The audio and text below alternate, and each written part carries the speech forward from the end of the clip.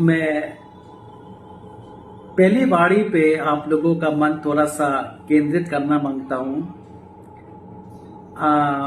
जो मुझे आया समझ में वो मैं आपके सामने बांट रहा हूं। पहली बारी जो कि लूका 23 उसके 34 में लिखा है, और हम लोग ने सभी लोग ने इसको जानते हैं, प्रचार में भी हर तरीके से, कि यीशु मसीह ने क्रूस पर जाके सबसे पहला वाणी बोला कि हे पिता, इनको क्षमा कर, ये नहीं जानते ये क्या करते हैं। लेकिन ये बात प्रभु ने किसके लिए बोली? ये बात प्रभु ने उन रोमी सैनिकों के लिए बोली जो कि उसके वस्त्र के लिए चिट्ठियां डालकर उस पर वाद विवाद करके उसको हासिल कर रहे थे, उसको प्राप्त कर रहे थे। चिट्ठियां डालकर एक तरीके से उसका मजाक उड़ाकर उसके वस्त्र को वो लोग आपस में बंटवारा कर रहे थे, जिसको देख के हमारे प्रभु ने बोला कि ए पिता, को माफ कर, क्योंकि ये नहीं जानते ये क्या करते हैं।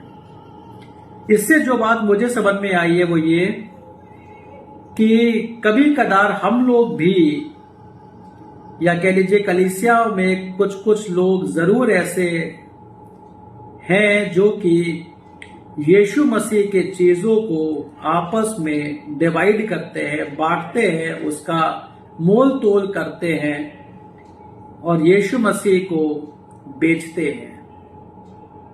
यस, बजाय कि यीशु मसीह को अपनाएं, यीशु मसीह को लें, तो क्या करते हैं, उसकी चीजों का बंटवारा करके उन चीजों को आपस में बांट लेते हैं, जिसके लिए प्रभु कह रहा है कि ए पिता, इनको क्षमा कर, क्योंकि ये नहीं जानते ये क्या कर रहे हैं।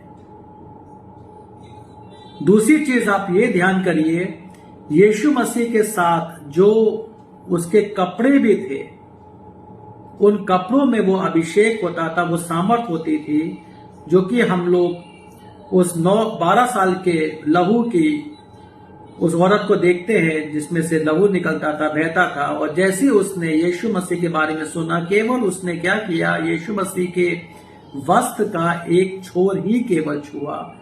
और परमेश्वर कहते हैं कि मुझे आभास हुआ कि किसी ने मुझको छुआ, क्योंकि मैंने सामर्थ को जाते हुए पाया, मैंने सामर्थ को निकलते हुए मैंने महसूस किया। उसके कपड़े से सामर्थ बही, ये यीशु मसीह ने खुद कहा। और ऐसे कपड़ों को ये लोग क्या कर रहे हैं, मजाक उड़ा के आपस में बांट रहे हैं। कितना गलत कर रहे हैं, जिस कारण यीशु मसीह ने बोला है पिता, को माफ कर।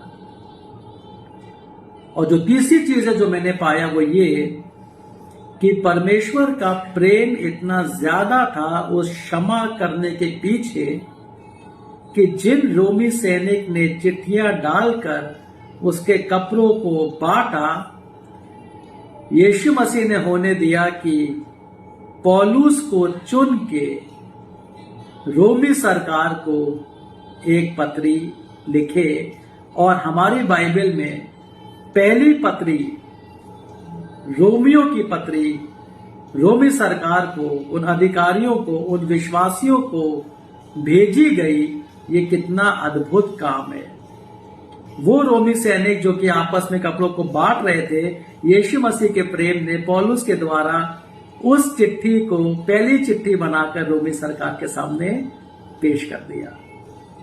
तो सच में मैं परमेश्वर का बहुत ज्यादा धन्यवादित हूं हर चीज में, और खासकर उसका जो भेद है, जो प्रकाशन पाते हैं, वो मतलब इतने ऐसे से प्रकाशन है कि बस मन करता है कि बस परमेश्वर परमेश्वर परमेश्वर ही को बस याद कर, उसकी तारीफ पे तारीफ, उसकी प्रशंसा, उसकी आराधना करते चले जाए, और उसके वचन के साथ एक घनिष्ठ रिश्ता में बहते चले जाए, बढ़ते चले जाए, जीतते चले जाए। आमीन। सो ये पहली वाणी बहुत ही महत्वपूर्ण है, जैसे बाकी के 6 वाणियां भी है। और मैं आपको हर वीडियो में 7 वाणियों का जो भेद है, जितना मैंने सीखा उतना मैंने आप लोगों को के सामने मैं रखूंगा, ताकि आप लोग उसको सीखते जाएं और परमेश्वर में उन्नति पाते चले जाएं। सबको जय मसीह की, सबको प्रेज़ द लॉर्ड।